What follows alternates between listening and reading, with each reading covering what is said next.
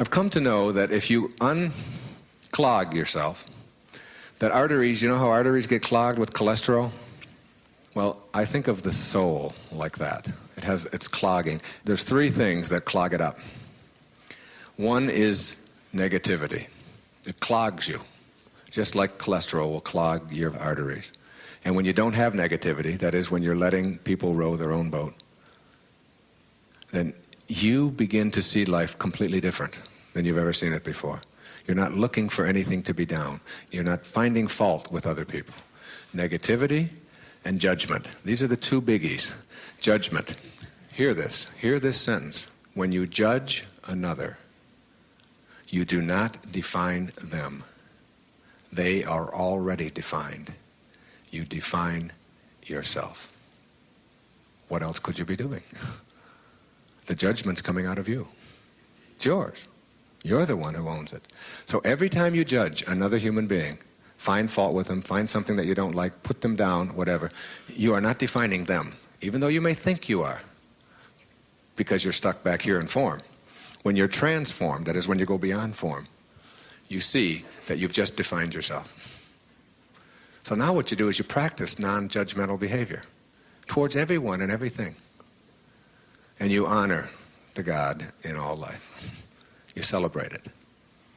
The fat, the skinny, the tall, the short, the dark, the light. Those who choose to believe one way and those who choose to believe another. The minute that you put them down, or anyone does, and then as you become more and more and more enlightened, you know what happens? You see how other people do it and how it's impossible for you to do it anymore. I never look at anything that comes into my life anymore as anything other than just what's supposed to be there. I don't judge it.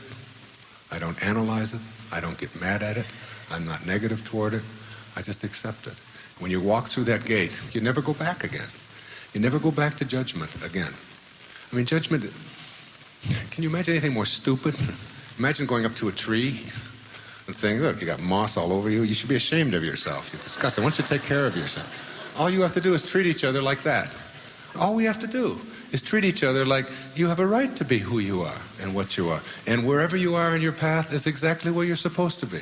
All of us. And it's like getting that dualism out of us and understanding that everything in the world is perfect, including your desire to improve it. And that's the paradox. Even the starving people, even the AIDS, even the diseases that are out there, all of that is part of the perfection of it all. Judging it doesn't do any good. Suffering is a part of it, and our desire to end suffering is also a part of it. And you don't have to fight it. You don't have to be in dualism with it. Because in this place where there are no boundaries, where there are no limits, there are none of those things that I just described. And when you have that, that's all you have to give away. And when that's what you give away, that's how you react to everything and everyone. And so you run into people. I don't run into the rude people anymore. They're not in my life anymore. I never see them anymore. You want to try a great exercise? Just try this. The next time you're in an airport and you got a delay, or a bus station, or wherever you are, just go to a 747 that is unloading, that's full. And everybody that comes off of the plane, try to find something nice about them. No matter who. No matter what they are, no matter how ugly you think they are, no matter how smelly you think they might be, no matter that they're so different from you, don't have that in you. It's like everybody that comes, oh, what a great smile. Oh, look at that lovely person over there. Isn't that a lovely grandmother over there? And not, oh, she's old. Ugh, I don't like those young kids. Ugh, I don't like the way they wear their hair. That's all judgment. All the judgment that you have in your life is clogging you. Judgment, negativity, and imbalance are the things that will clog you. And until you get rid of them, you will never know this level, pure thought. It's a wonderful exercise. Inspiration responds to our attentiveness in various and sometimes unexpected ways. For example, when I began writing this book, I debated between the two titles, Inspiration, Your Ultimate Destiny, or Inspiration, Your Ultimate Calling. One day, while I was swimming in the ocean, I was going back and forth in my mind, trying out both titles. Still uncertain, when I'd finished my swim, I called Reed Tracy, who's the president and CEO of my publishing company at Hay House, from a payphone to get his opinion about the title.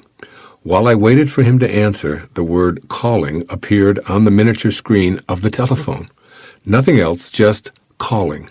And then the word began to flash on and off as if it were trying to get my attention. When Reed answered, I told him what had just occurred, and we both agreed on Inspiration, Your Ultimate Calling, for the title of this book and this program. All of this may appear to be nothing more than a silly coincidence, but I know better. I think of the word inspiration as meaning being in spirit. When we're in spirit, we're inspired. And when we're inspired, it's because we're back in spirit, fully awake to spirit within us. Being inspired is an experience of joy. We feel completely connected to our source and totally on purpose. Our creative juices flow, and we bring exceptionally high energy to our daily life. We're not judging others or ourselves. We're uncritical and unbothered by behaviors or attitudes that, in uninspired moments, are frustrating. Our heart sings in appreciation for every breath, and we're tolerant, joyful, and loving. Being in spirit isn't necessarily restricted to the work we do or the activities of our daily life. We can be inspired and at the same time be unsure of what vocation to pursue or what activities we want to schedule. Inspiration is a simple recognition of spirit within ourselves. It's a return to that invisible, formless field from which all things emanate, a field of energy that I call intention in my previous book, The Power of Intention. My experience with being in spirit. When I'm in spirit, I have a feeling of contentment, but more than this, I experience joy. I'm able to receive the vibrational energies of my source, call them voices or messages or silent reminders, even invisible suggestions or what have you, but they're vibrations of energy that I'm able to align with as I get myself out of the way. Wolfgang Amadeus Mozart, one of the world's great geniuses, once remarked, quote, "When I am, as it were, completely myself, entirely alone and of good cheer, say traveling in a carriage or walking after a good meal or during the night when I cannot sleep, it is on such occasions that my ideas flow best and most abundantly. Whence and how they come, I know not, nor can I foresee them." End of quote. We don't have to be a genius to know what Mozart speaks of. The same force in a different way is flowing through you and me right now. I've learned to remove resistance to the free flow of this spiritual energy by reminding myself to align with it, or to be in spirit in my thoughts and my expectations. When I sit down to write, my desire is to invite spirit to express through me. And I encourage ideas to flow freely. Like Mozart, I'm connected as if it were to my source in spirit, thinking and expecting to be the instrument of my spiritual source. Ideas flow, and whatever assistance I need just shows up. And, like Mozart, I can't describe how the ideas come, and I can't force them. Staying in spirit seems to be the secret to this feeling of being inspired. I also find that inspiration flows in other areas of my life when my primary mission is like what Michael Berg so beautifully describes in Becoming Like God, Kabbalah, and Our Ultimate Destiny. Quote, "Just as every being is God's business, every being becomes our business as well." Unquote. That is, being inspired necessitates the willingness to suspend ego and enter a space where I want to share who I am and what I have in a completely unlimited fashion. When you feel inspired, everything works. The reason that everything works is because you have left the material, the physical world, the world of the ego, and you've moved into the world of spirit. And when you move into the world of spirit, into that invisible world, you get connected. And inspiration means inspired.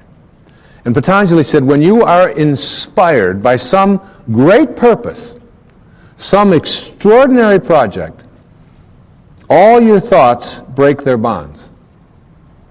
Your mind transcends limitations. Your consciousness expands in every direction. And you find yourself in a new and great and wonderful world. Dormant forces, faculties, and talents come alive.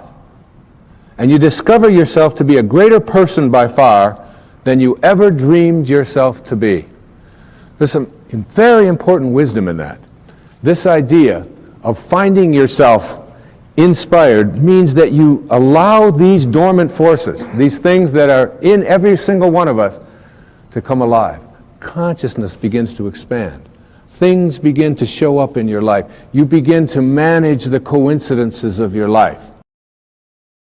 What goes around truly does come around. The more you give away and do everything that you do in the service of others, the more that seems to come back. The cycle of real magic takes root. This lesson of prosperity applies to all fields of endeavor. When I was boarding an airplane early one time, I overheard the sarcastic voice of a flight attendant saying, "Here come the animals." I knew it was only a matter of time until that organization perished from a scarcity of passengers. Sure enough, they've gone into bankruptcy.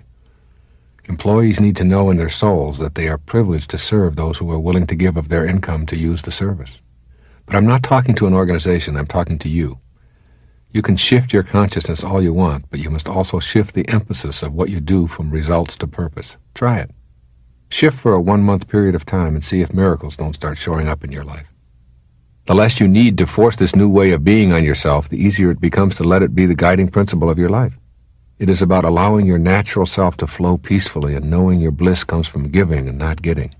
Letting yourself just flow is a concept you will want to become quite familiar with as you begin to allow the prosperity that you desire in your life. Earlier in this tape, I discussed how everything seems to work perfectly in our lives when we are inspired. Flow is that kind of an inspiration, one so powerful that all obstacles seem to be removed, and we are in love with what we are doing so much that it seems to just flow without any effort from us at all. Getting to flow in your life means achieving a state of concentration so total that everything else becomes non-existent. People who experience prosperity in their lives know how to achieve this magnificent state, wherein their activities, instead of being a tedious set of chores to finish, become more like a meditation, only they are active and involved rather than sitting quietly. Getting to this zone, you are literally watching your body do things that are incredible. You are experiencing magnificent joy or bliss, and nothing can get in your way. You are on purpose, and you are having that peak experience that others can only dream about. There is a way to get to this state of flow. These are not only the secrets to becoming a superachiever in the workplace, they are the secrets for producing genuine miracles in your life. This process includes 1. Having an overriding spiritual goal that gives meaning to your work. Making your work a meditative experience, and instead of seeing yourself as doing a particular task, you actually in your mind become the task. You shift from a human doing to a human being, if you will. There is no separation. You and the task are unified, all in the name of that overriding spiritual objective to give of yourself in a purposeful way. 2. Focus and close your mind to all distractions. You can train your mind to focus, and this is why I've been encouraging you to learn to meditate. Give your mind the same mental training that you give your body when you want your body to be in maximum physical condition. You need not be a slave to your senses. Focusing is your natural knowing within. You can either ignore it or go there often. 3. Surrender to the process. You must resist your impulse to strive for what you want. Surrender to God or your higher power, or however you choose to spell it. You must let go and surrender to the actual process. Forget about the result and put your mind and your physical body totally into the experience at hand. This is not that difficult to achieve. Don't strain to achieve. Instead, enjoy the process of the work that you are doing. The results will come independent of your striving for them. 4. Experience the ecstasy. This is the automatic result that will flow to you from the above guidelines. You will know a kind of inner beatitude and bliss that will be unmistakable. It will sneak up on you and hit you over the head, so to speak, but nevertheless, you will know that glorious emotional peak experience if you get yourself to flow in your life. The ecstasy is its own miracle. 5. Watch as you see yourself reaching peak productivity without striving.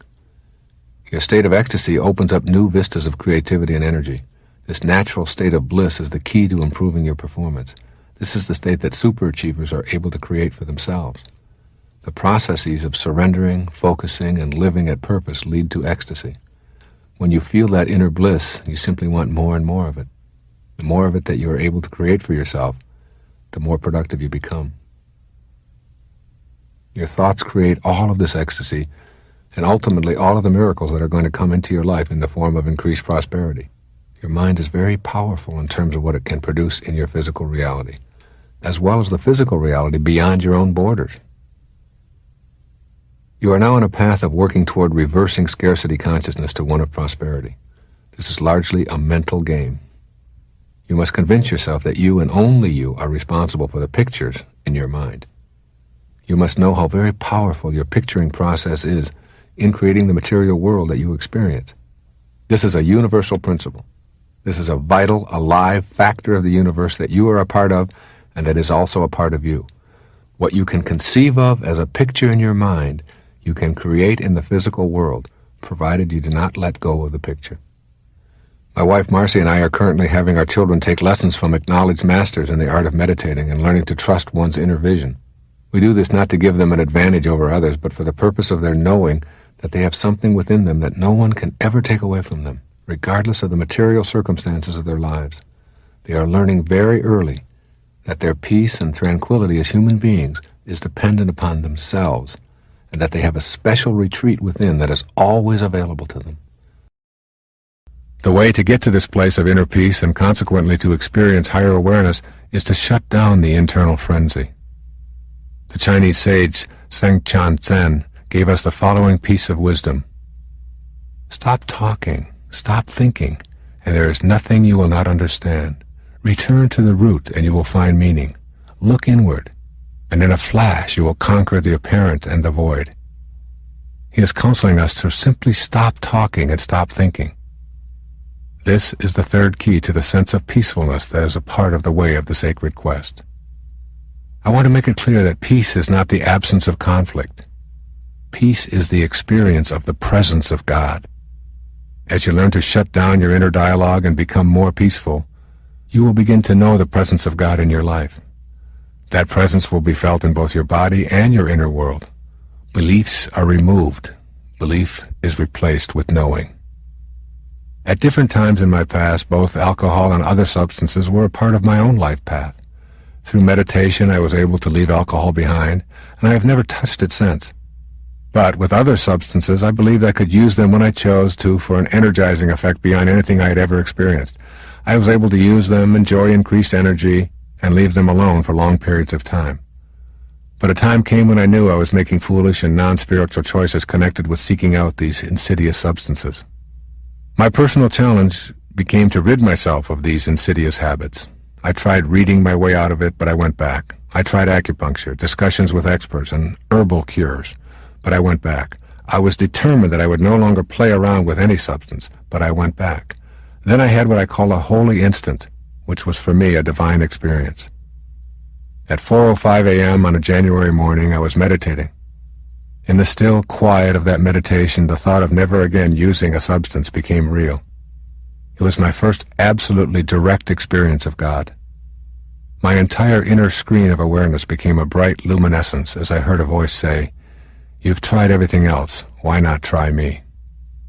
I have never in my life known such peace and certainty that God was with me and around me.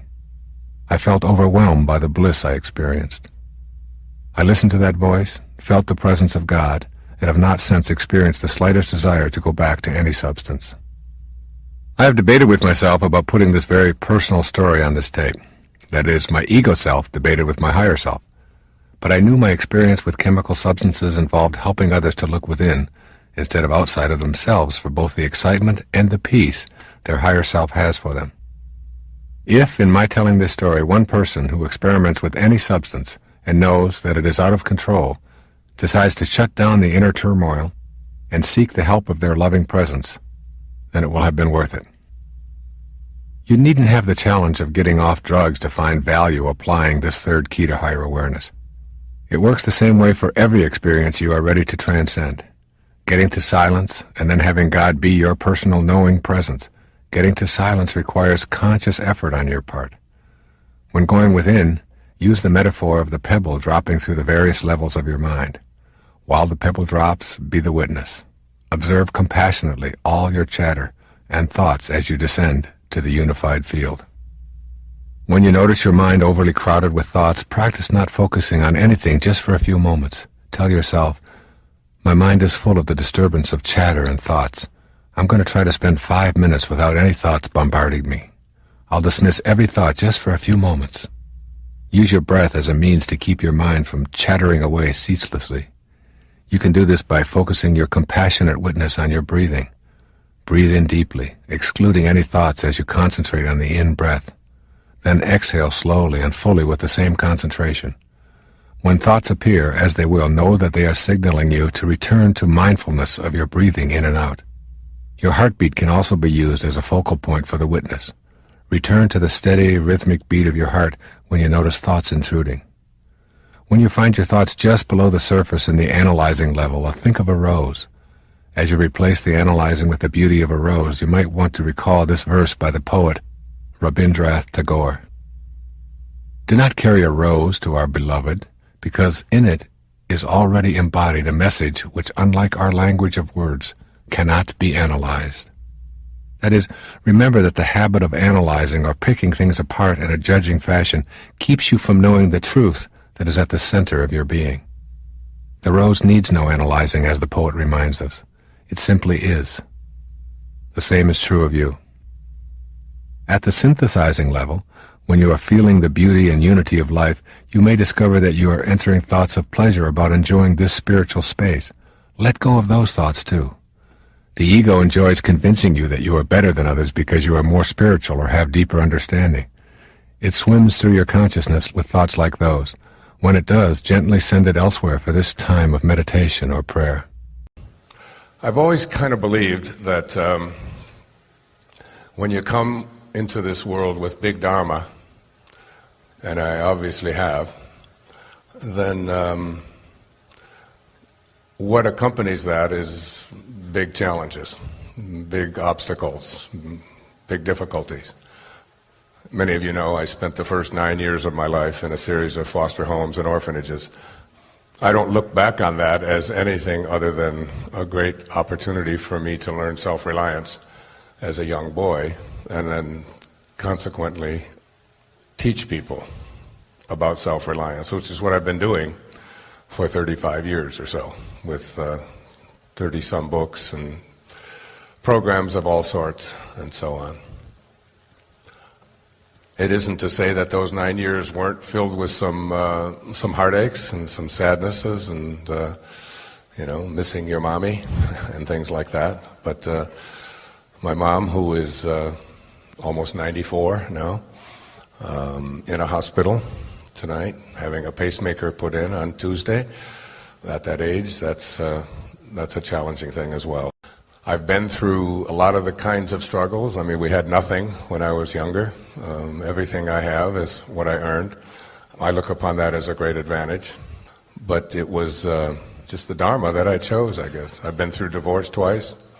I know what that feels like. I know the heartache of breakups, and have lived with them and struggled with them, and have used it to help me to become a better person, a more compassionate, kinder person who listens more than he talks.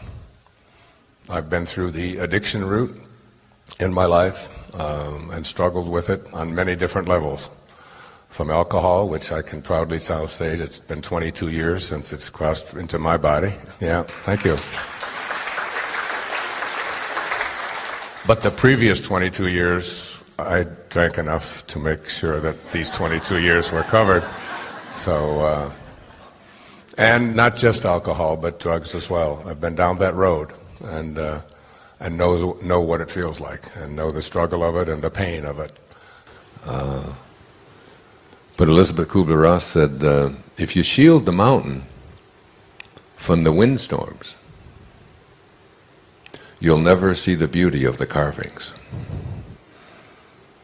So the storms of our life, if we try to shield ourselves from the storms of our lives, we don't get to see the beauty of the carvings, of what those storms bring for us. And virtually every spiritual advance, not virtually, every spiritual advance that you make in your life, that I've made in my life, has been preceded by a fall of some kind or another. I always give the example of when I was in high school, I was on the track team, and I was the high jumper on the track team, among other things. And the bar would be up here, and we get back here, and you run up to this is a metaphor for what I'm speaking about, and you run up to the bar, and you run up and get down as low as you can, as fast as you can, and in the process of getting down low, it would allow you to propel yourself over the bar. So the low points of our life are the times when we should be in a state of gratitude, as hard as that is for us to do, but that's what an enlightened being does. is they begin to see that, you know, these low points in our life. Now, I've been through some low points in my life, very dramatic low points. When my wife and I separated 12 years ago, I mean, it was the closest thing that I could call it to a depression for months and months. And out of that depression and out of that deep hurt and sadness about breaking up our family, in a sense, because we're not really broken up, but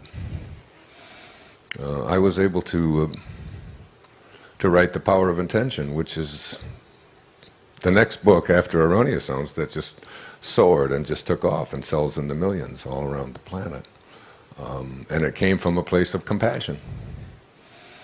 That it's when you are in those low points that you have a tendency to reach out to other people with more compassion and more love and more understanding because of what you're going through yourself. So that, you know, I think, and this is true, I could give 1,000 examples of that, but the whole idea of it is that